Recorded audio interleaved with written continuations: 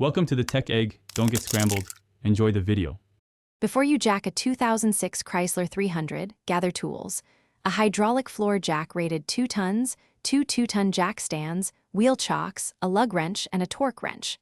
Park on level concrete, not asphalt, and engage the parking brake. Place wheel chocks on the wheels that will remain on the ground. Consult the vehicle owner's manual for exact factory lift points and confirm ground clearance allows at least 3.5 inches of jack travel before starting. Position the floor jack under the recommended pinch weld near the wheel you need to remove or under the central subframe crossmember for a single side lift. Pump the jack handle slowly, watching that the pad contacts metal and not flexible plastic. Raise just enough to clear the tire, approximately 3.5 inches.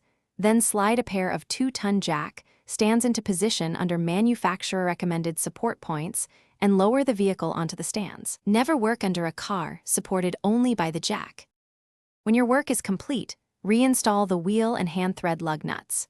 Raise the vehicle slightly to remove jack stands, keeping the floor jack under the same strong support point, and carefully remove the stands. Lower the car slowly until wheels contact the ground, then fully lower and remove the jack. Use a torque wrench to tighten lug nuts in a star pattern to 100 ft-lb.